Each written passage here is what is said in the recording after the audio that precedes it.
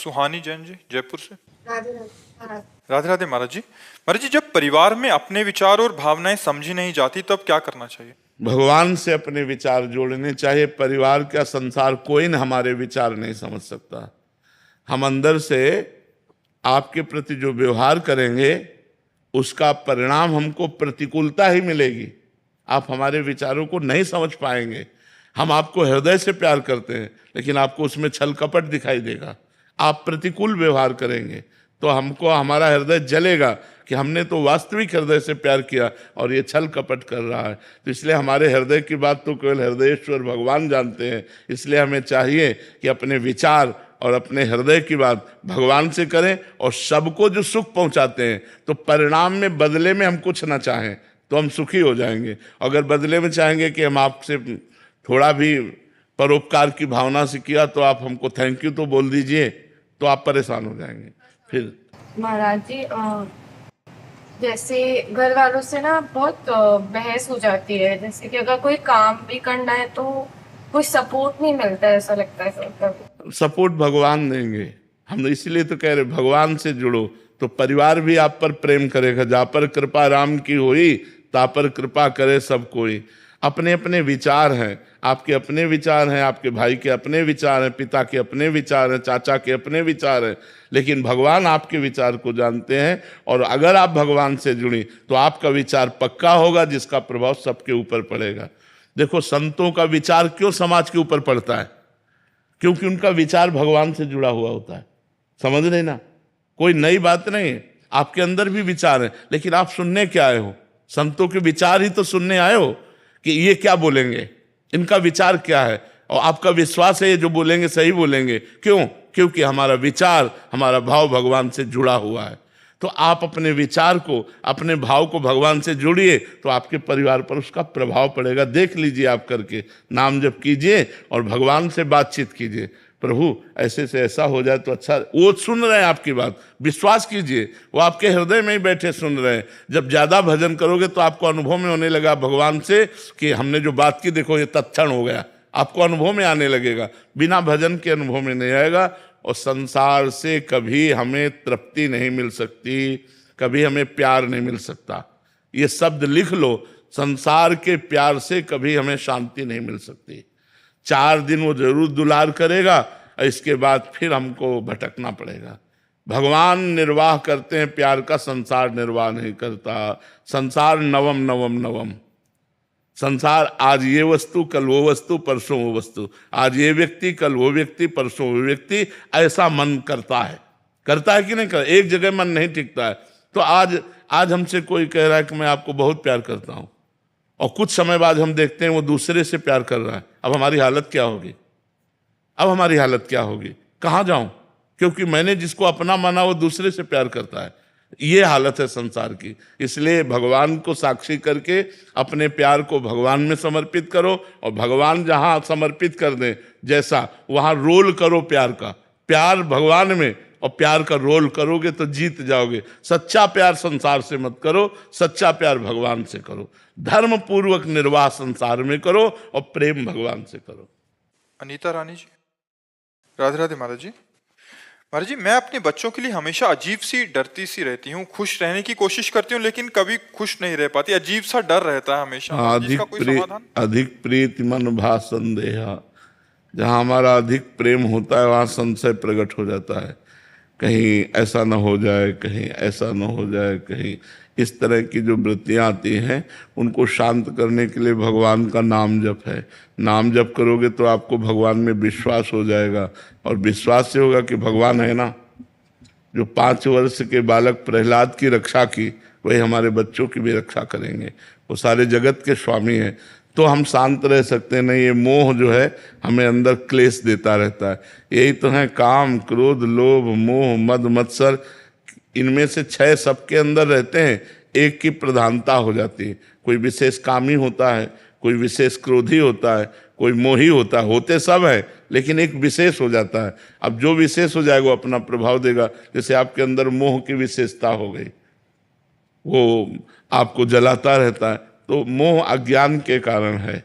जब जो लिखा हुआ है वो होके रहेगा, तुम्हारे सोचने से थोड़ी है। भगवान का भजन करो, भगवान से प्रार्थना करो, आपका, आपके बच्चों का, आपका परिवार का मंगल हो, क्योंकि भगवान मंगल भवन है। उनके भजन से ही आप में विश्वास जागृत होगा और विश्वास से हृदय आनंदित रहता है, संशय से हृदय जलता रहता है। तो संशय मत करो, कुछ नहीं होने वाला, जो होगा उसे तुम टाल नहीं सकती, और जो नहीं होने वाला वो होगा ही नहीं। तो नाम जप करो भगवान का, आनंदित रहो। प्रकृति जी।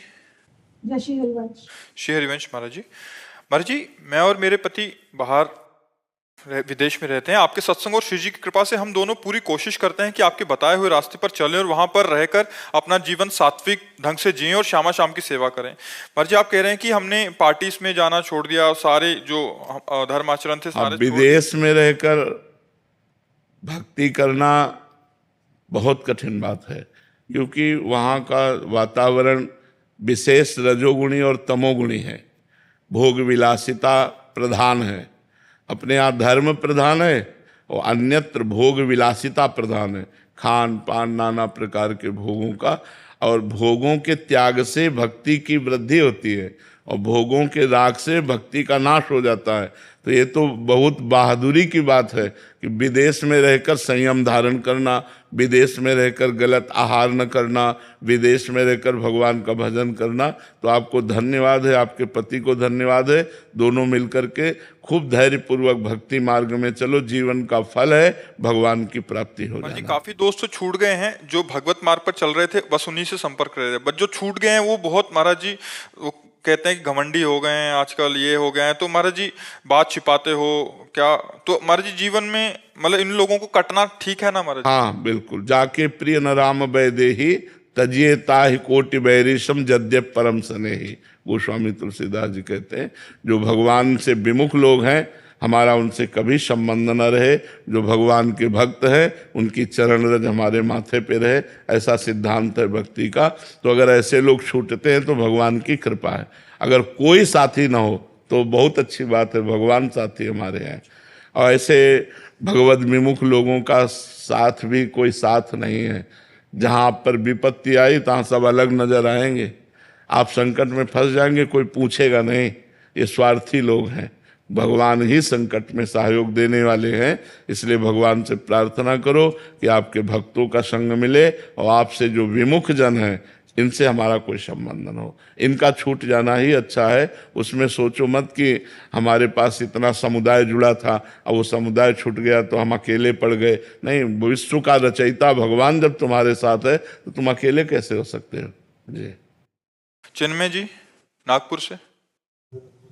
राधे राधे महाराज जी। महाराज जी, भजन करने के साथ और क्या करना चाहिए जिससे प्रभु की भक्ति प्राप्त हो और मन ना भटके और मन की व्याकुलता बढ़ी रहे? भक्तों का संग, भक्तों का संग, भगवत भक्तों का संग। भगवान के भक्तों के संग से भक्ति घनीभूत होती है। भगवान के भक्तों के संग से विकारों का नाश होता है। भगवान के भक्तों के संग से भगवान की महिमा जागृत होती है। भगवान के भक्तों के संग से हम में भक्ति करने की क्षमता जागृत होती है। इसलिए बड़ा दुर्लभ है, महत्संगस्तु दुर्लभ हो। भगवान के प्रेमी भक्तों का, जो वास्तविक भक्त हैं, उनका संग मिलना बड़ा कठिन है। यदि उनका संग मिल जाए, भक्त संग, तो उमा परम लाभ यह है जाना। संतों का संग ही भगवान शिव कह रहे हैं परम लाभ है। उमा संत समागम सम न लाभ कछुआन। अगर संत भक्तों का संग मिल रहा है तो इससे बड़ा कोई लाभ नहीं है, क्योंकि वो हमारे असत आचरणों का त्याग करके अच्छे आचरणों में ले जाता है, भगवान की तरफ ले जाता है। तो भगवान की भक्ति घनीभूत करने के लिए अजहू सोच विचार के गही भक्तन पद ओट, हरि कृपालु सब पाछली क्षमिहे तेरी खोट। यदि हम भक्तों की शरण में हो जाए तो भगवान हमारे सारे अपराध माफ करके हमारे हृदय को स्वीकार करने। भक्त चरण धरि भाव तरत भव सिंधु अगाधा। जो भक्तों के चरणों में भाव रखते हैं वो इस भव समुद्र से पार हो जाते हैं। तो भक्त संग जरूर करना चाहिए। अलका मिश्रा जी जम्मू से। राधे राधे। महाराज जी राधे राधे। महाराज जी, क्या स्वप्न भी साधना की अवस्था बन सकते हैं? स्वप्न में बार बार संत देवी देवता या दिव्य प्रकाश का दर्शन होना वास्तव में उनकी कृपा है या मन की कल्पना? हाँ, नहीं, शुभ सूचना है, अच्छा है, पर कोई सार्थकता थोड़ी है उससे। हमारी जागृत में स्थिति कहाँ रहती है हमें देखना है। अगर जागृत में स्थिति भगवान में रहती है, संतों में रहती है, भगवत लीला चिंतन में रहती है, तब तो सार्थक है। स्वप्न वैसे भी मिथ्या है, कोई सत्य वस्तु थोड़ी है। तो ये हमारी शुभ पवित्र हृदय की सूचना है कि हमें स्वप्न में संसार का प्रपंच न दिखाई दे, संत महात्मा भगवान के विग्रह तीर्थ आदि दिखाई दे, तो ये बहुत अच्छी बात है। लेकिन इससे काम थोड़ी बन जाएगा। काम तो बनेगा जागृत अवस्था में हमारा निरंतर भगवत चिंतन चले, तभी काम बनेगा। वो हमारा सहयोगी नहीं, सहयोगी तो जागृत अवस्था का चिंतन है। अब जागृत में प्रपंच का चिंतन हो रहा, स्वप्न में संतों का तो कोई खास बात नहीं। खास बात है जागृत अवस्था में हमारा निरंतर भजन चलता रहे, निरंतर भागवती की स्मृति बनी रहे, तब तो सार्थक है। अवनीश जी अयोध्या जी से। राधे राधे। राधे राधे महाराज जी। महाराज जी, भगवान श्री कृष्ण स्वयं पूर्ण पुरुषोत्तम और सर्वज्ञ हैं, फिर उनको अंदर प्रेम की कमी का अनुभव जब प्यारी जू से। प्रेम प्रतिक्षण वर्धमानम है। भगवान प्रेम के भूखे रहते हैं। जिसके प्रेम जागृत होता है जब जीव के, तो वो अंश मात्र में होता है, वो प्रेम समुद्र है। तो जो जितना बड़ा प्रेमी होता है उतना प्रेम पिपासु होता है। जैसे हमारी प्यारी जू के मुख चंद्र का चकोर की भांति पान करते हुए भी प्रभु के नेत्र अतृप्त रहते हैं और कहते हैं, प्यारी जू जब जब देखो तेरो मुख, तब तब नयो नयो लागत। ऐसो भ्रम होत देखो न कबहूरी, द्युति को द्युति लेखनी न कागत। और जबकि अनशन पर भुज दिए बिलोकत, इंदु बदन बिबियोर करत पान रसमत्त परस्पर, लोचन त्रसित चकोर। रसमत्त है पर लोचन त्रसित चकोर, फिर भी नेत्रों की प्यास है। हमें जिससे प्यार होता है उसको प्रतिक्षण देखते रहना, उसका सानिध्य और उससे बात करना, उसके साथ खेलना, हंसना, बोलना, यही हमें जीवन में सार्थकता। प्रेम का स्वभाव होता है सानिध्य का अनुभव करना और अतृप्ति, कभी तृप्ति ना होना।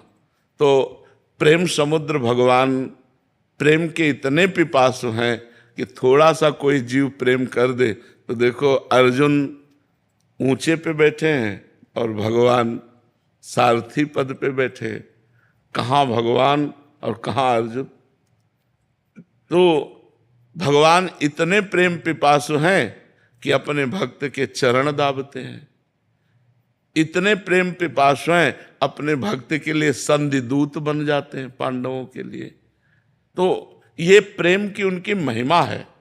भगवान का प्रेम स्वरूप ऐसा है कि भक्तन पाछे यो फिरत ज्यों बछड़ा संग गाय। जैसे बछड़ा के पीछे पीछे गाय घूमती, ऐसे भक्तों के पीछे भगवान डोलते हैं। ये प्रेम है। इसीलिए तो भगवान जैसा प्रेमी कौन होगा। प्रीति की रीति रंगीलो ही जाने। प्रेम में कभी तृप्ति नहीं होती।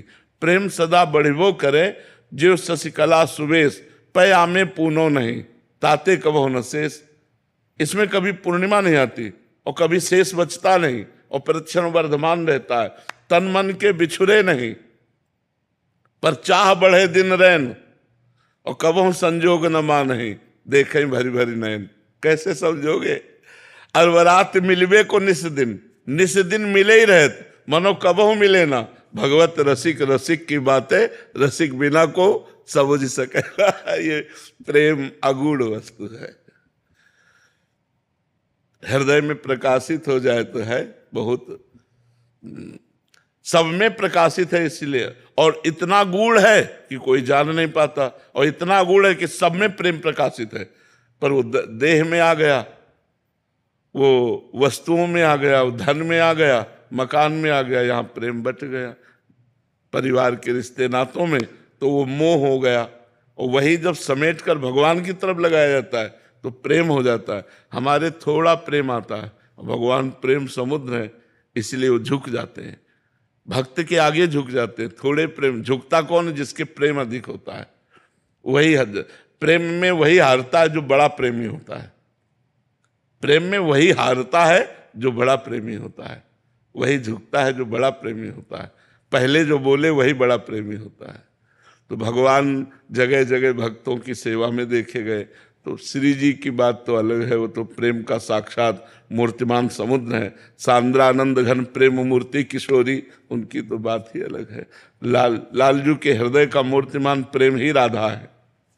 राधा कौन है? लालजू के हृदय का मूर्तिमान प्रेम आह्लाद ही राधा है। महाराज जी, प्रेमी भक्तों के हृदय में अपूर्णता का अनुभव होता रहता है। हाँ, पूरे